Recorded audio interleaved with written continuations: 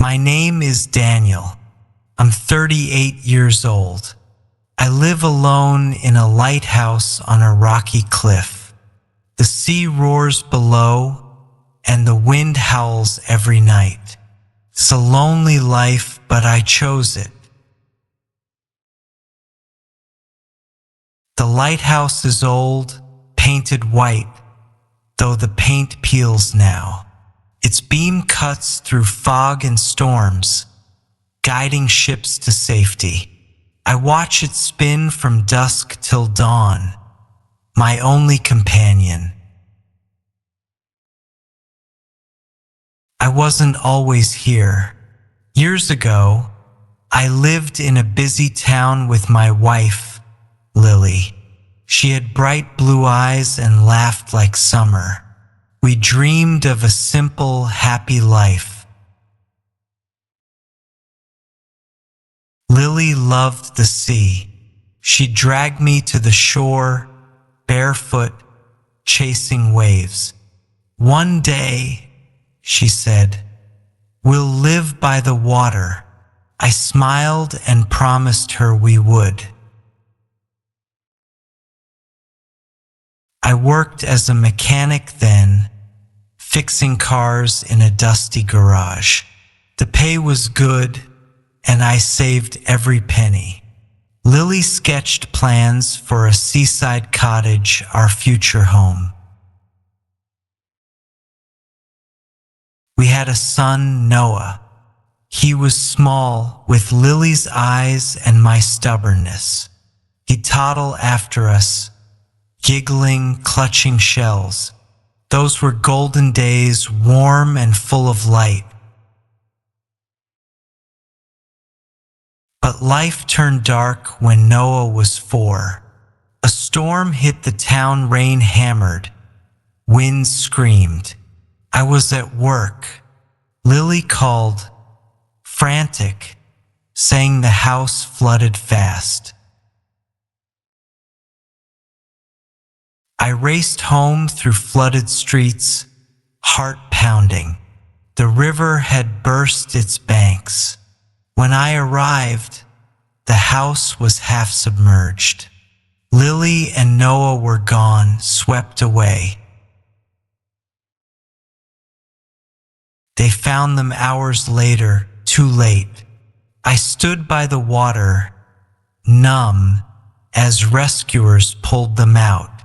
My world ended that day. I buried them under a gray sky. Guilt ate me alive. I should have been there, fixed the car faster, taken them somewhere safe. I sold the garage, left town, and ran from the pain I couldn't face. That's how I found the lighthouse. A job ad promised solitude, no people, just the sea and sky. I applied, moved in, and let the waves drown my memories. Days here blur together. I wake at dawn, check the lamp, clean the glass. The radio crackles with weather reports. At night, I sit by the window watching shadows. The sea is wild, unpredictable. Some days it's calm, reflecting the sun. Others it rages, crashing against rocks. I've learned its moods, but it never speaks back. I keep a logbook, wind speed, ship sightings, repairs. This is my routine, my anchor. Without it, I drift into nothingness. The pencil scratches paper, a quiet sound. One morning, a boat washed up, broken on the rocks. I ran down, expecting wreckage. Instead, I found a girl, soaked and shivering, clinging to a plank. She was young, maybe 20, with tangled red hair. "Help me," she whispered, teeth chattering. I carried her up the cliff, her weight light but trembling in my arms. Inside, I wrapped her in blankets, lit the stove. She coughed, sipped tea I brewed. "I'm Clara," she said finally. "My boat sank in the storm." Clara stayed 3 days, healing. She talked fast about sailing her dog back home, the stars. I listened, silent, and used to voices filling this empty place. She asked why I lived alone. I shrugged, said I liked quiet. She frowned, unconvinced. "No one chooses this much quiet," she said, eyes sharp like lilies. On the 3rd day, she fixed her radio, called for rescue. A Coast Guard boat came, horn blaring. She waved, then turned. "Thanks, Daniel. You saved me."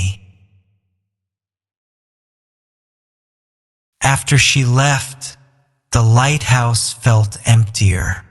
Her chatter lingered, a ghost in the air. I stared at the sea, wondering why I'd let her stir my silence. Weeks passed. I found a letter in the supply crate, Clara's handwriting. "I'm safe now," it read. "Visit if you're ever in town. You're not as alone as you think." I held the paper, tracing her words. Town meant people, noise, memories. I tossed it aside, but it sat on my table, daring me to reconsider. One night, a storm hit fierce, like the one that took Lily and Noah. The light flickered, wind howling. I climbed the tower, hands shaking, to fix it. Rain lashed my face as I worked.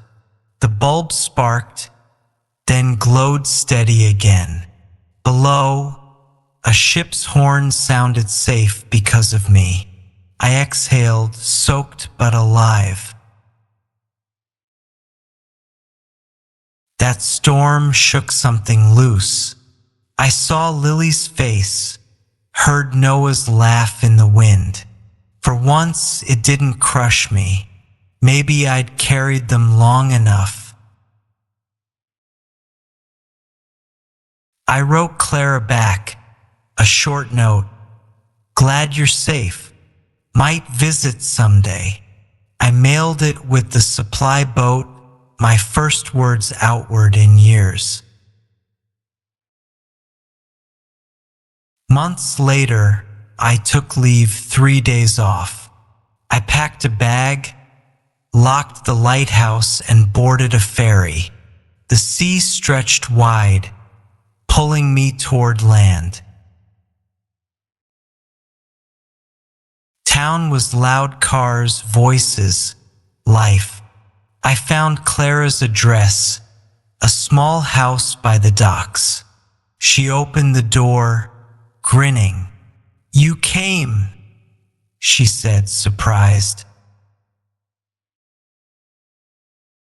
Her dog, a scruffy mutt named Rusty, barked at me.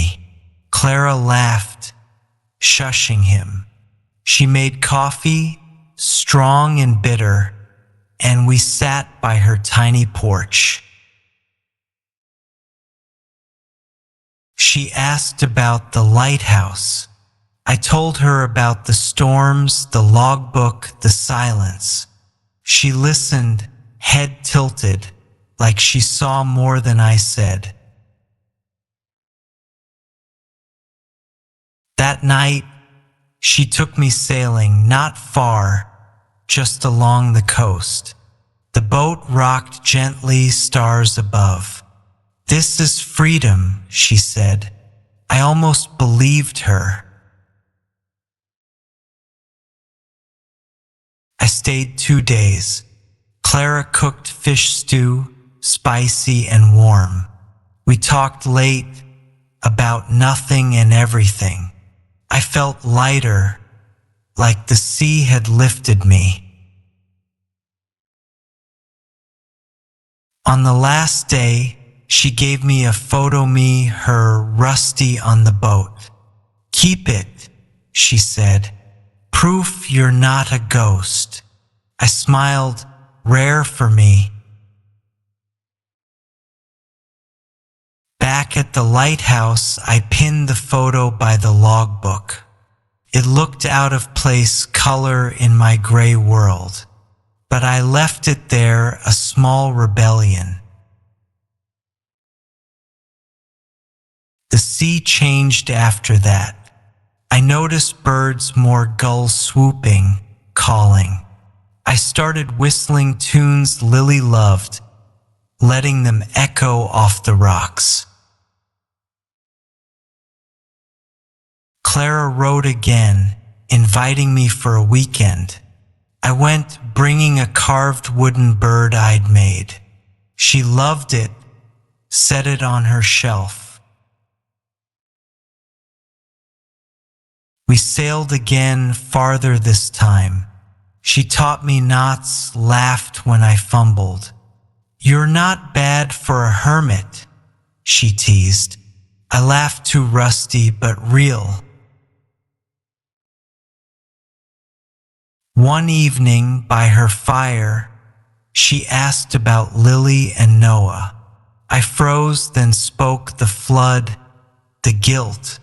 She listened, quiet, her hand on mine. "You didn't fail them," she said softly. "You're still here, keeping lights on." Her words hit hard, cracking something open. Tears fell, first in years. I stayed longer that time. We walked the shore, picked up shells. Rusty chased waves. I told Clara I'd hated the sea once. It took everything. She nodded. "It gives too. Look at us." She was right. The sea had brought her to me, a tether I hadn't expected. Back at the lighthouse, I felt different. I cleaned the tower, fixed the creaky door. The light shone brighter, or maybe I just saw it clearer. Clara visited once, climbing the cliff with Rusty. She gasped at the view. "It's lonely, but beautiful," she said. I agreed for the first time. We sat by the lamp, watching it turn. She leaned close, warm against the cold. "You're not alone anymore," she whispered. I held her hand. Time passed softer now. I split weeks between the lighthouse and town. Clara became my harbor, steady when the storms came. I stopped running. One day, I carved Noah's name into a stone, set it by the cliff. Lily's too. The sea roared below, but I felt peace, finally free. Clara and I built a life half sea, half land. She sailed, I tended the light. Rusty slept by the stove. It wasn't perfect, but enough. I still hear the wind, feel the past, but now there's warmth to her voice, his bark, their memory. The lighthouse stands, and so do I. Some nights I look out, light spinning. I think of ships saved, lives mended, mine included. The storm took much, but it led me here.